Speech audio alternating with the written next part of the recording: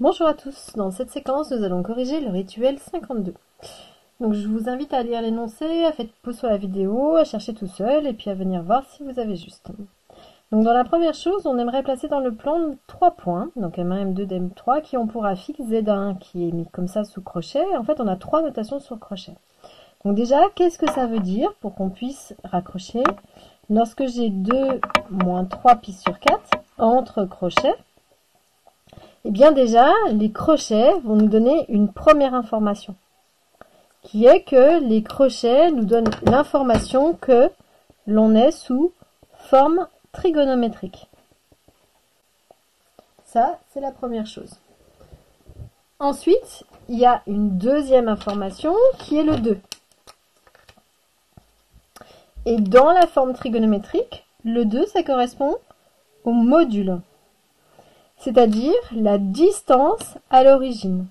Donc ici, si on a un module de 2, ça veut dire qu'en fait, on va devoir tracer un cercle de rayon 2. Donc ça, c'est la première chose. Ici, je trace un cercle de rayon 2. Donc à peu près, aujourd'hui, j'ai pas de compas non plus, comme peut-être beaucoup d'entre vous. Donc j'essaye à la louche d'avoir un cercle le plus rond possible. Et ensuite, j'ai une autre information qui est moins 3 pi sur 4. Et dans la forme trigonométrique, le moins 3 pi sur 4, c'est le θ. C'est-à-dire, c'est la valeur de un argument. Alors, comment placer moins 3 pi sur 4? Eh bien, déjà, on sait que le moins nous fait dire que je tourne dans le sens inverse des aiguilles d'une montre. Et puis que je suis dans la famille de pi sur 4, donc ce qui m'intéresse, c'est les diagonales. Et moins 3 pi sur 4 vient me dire que ici, donc j'ai moins 1 pi sur 4.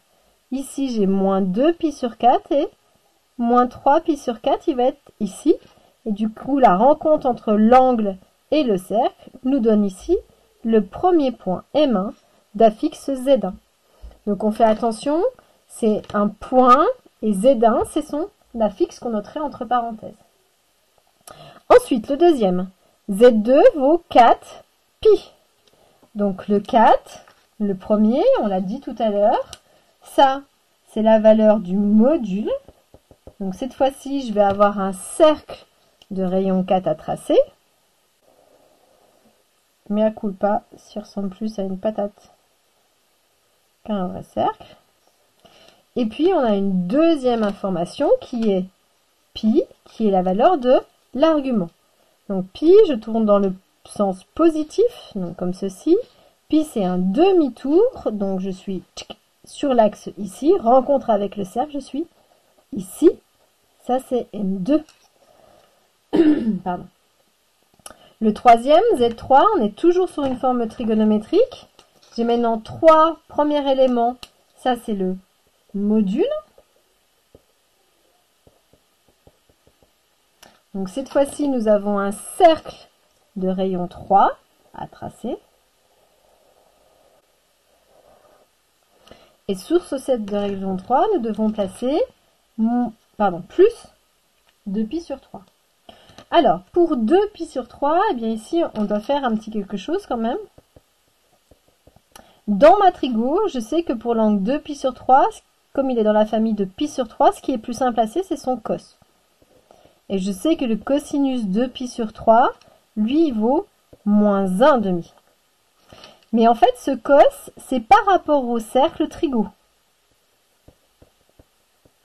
C'est-à-dire au cercle qui a un rayon de 1. Donc ici, si j'avais tracé le cercle de rayon 1, eh bien 2 pi sur 3, donc famille de pi sur 3, cos de moins 1 demi, je suis ici, et le 2 pi sur 3, il est là. Rencontre avec le cercle ici. Donc là, en fait, j'ai l'angle ici qui commence à apparaître. Sauf que là, je suis allée rencontrer le cercle de rayon 1. Or, nous, il faut aller rencontrer le cercle de rayon du coup 3. Donc en fait, il faut venir jusqu'ici pour avoir le point M3. Alors je voudrais amorcer la suite, en fait, qui est que si j'ai un cos de 2 pi sur 3 qui vaut moins 1 demi si je suis sur le cercle de rayon 1, Eh bien, si on est sur le cercle de rayon 3, la valeur de l'abscisse, eh bien, ça va faire 3 fois, en fait, j'ai une proportionnalité au niveau des cercles, le moins 1,5. Si je vais vérifier ici, si je descends, je suis effectivement à moins 1,5 qui est bien moins 3,5. Donc ici, là, j'ai juste, et lui, il est bien placé. Donc faites attention, ici, ça peut être le petit piège panneau danger, sur lequel ici, vous oubliez en fait de multiplier par rapport à la taille du rayon qu'on a. Les valeurs ici de trigo sont les valeurs qu'on connaissait sur le cercle de rayon 1. Attention au module qu'on va vous donner, du coup il faudra multiplier par la valeur de l'abscisse. Donc ça c'est pour la première partie. Deuxième chose, on a z qui vaut moins 1 moins i racine de 3, et cette fois-ci je veux trouver la forme trigonométrique. Donc là on est sur du court.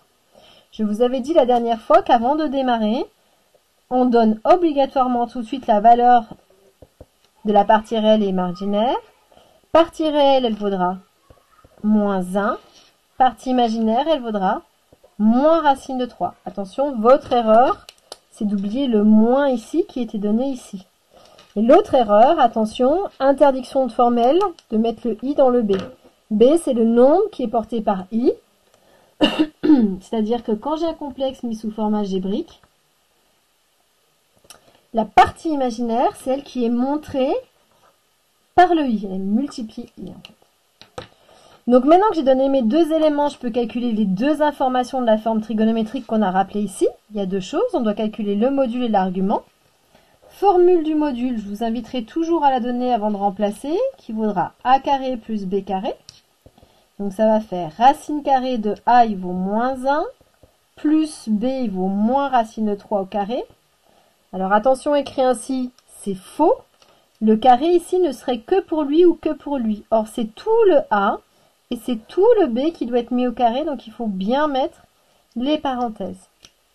Donc ça va faire en fait racine de, donc moins 1 au carré, ça fait 1, plus moins racine de 3 au carré, ça fait 3. On fait très très attention parce que du coup, on se souvient du fait que la racine carrée n'est absolument pas copine avec plus. Donc comme elle n'est pas copine avec plus, ça veut dire que donne priorité à l'addition. Donc ça va faire racine de 4. Et je sais que racine de 4, ça vaut 2. Du coup, j'ai ma première information qui est la valeur du module. Donc pour ce complexe-là, j'ai un module qui vaudra 2. Maintenant, deuxième information, bien je dois trouver la valeur de θ, l'argument. Pour faire θ, on récite son cours. Cosinus de θ, il vaut A sur le module. Sinus de θ, il vaut B sur le module. Donc A, on l'avait donné, c'était moins 1. Sur module, on l'avait, c'est 2. B, c'était moins racine de 3. Sur le module qui valait 2. Alors on remarque et on retrouve des formes que nous connaissons parfaitement. Je fais un petit cercle. Dans quelle partie du cercle sommes-nous? Donc j'ai un cos négatif, j'ai un signe négatif.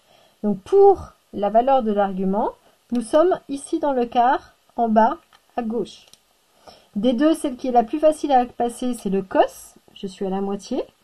Donc si je projette ici, puisque je sais, je vais être dans la famille de moins 2π sur 3. Et donc ça, c'est la valeur de mon θ, la solution de mon système trigonométrique. Avec ces deux informations combinées, je n'oublie pas de conclure pour répondre à ma question. Ma question était trouver la forme trigonométrique, donc je dois conclure en disant z égale entre crochets. Première information, je dois mettre mon 2. Deuxième information, je dois mettre mon θ. Et du coup, ici, nous avons la réponse à la question qui était trouver la forme trigonométrique du complexe qui était donné. Ensuite, la question est quelle est la forme la plus adaptée pour placer le point M d'affixe Z dans le plan.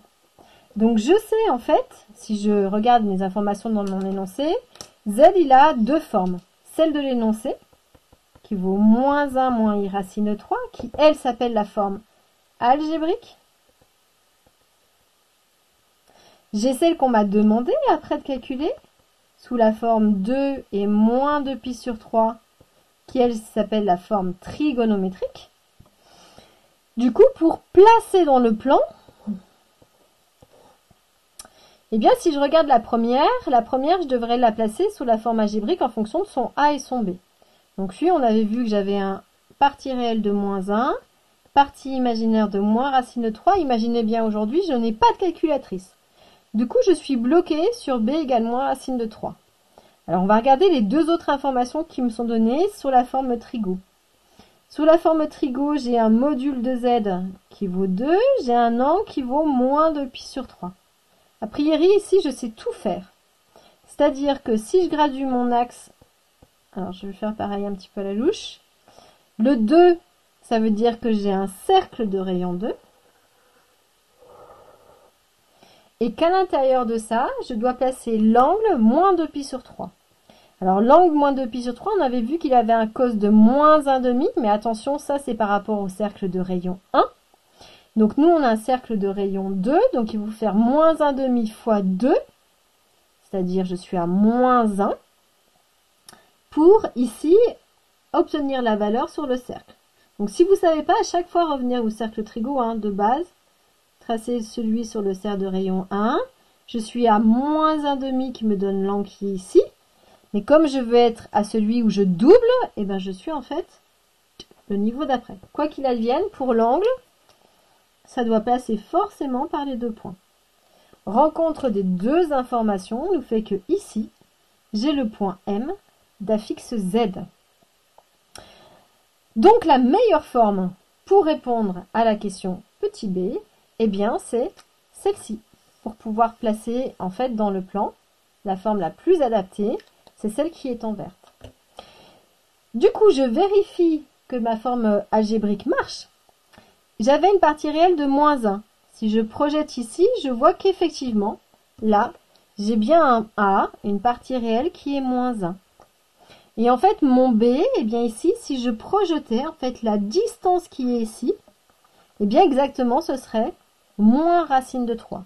Donc, un moyen d'avoir moins racine de 3 sans avoir fait de calcul avec la calculatrice. Je pourrais le mesurer après pour vérifier que ça marche. Donc voilà, j'espère que ce petit rituel vous aura permis d'acquérir du coup toutes les bases, toutes les choses qui sont en lien avec le début de la trigonométrie, de la forme trigonométrique des complexes. Donc pensez à liker la vidéo si vous l'avez aimée, de la partager sur les réseaux sociaux préférés, vous abonner à la chaîne, et je vous dis à bientôt pour une prochaine vidéo.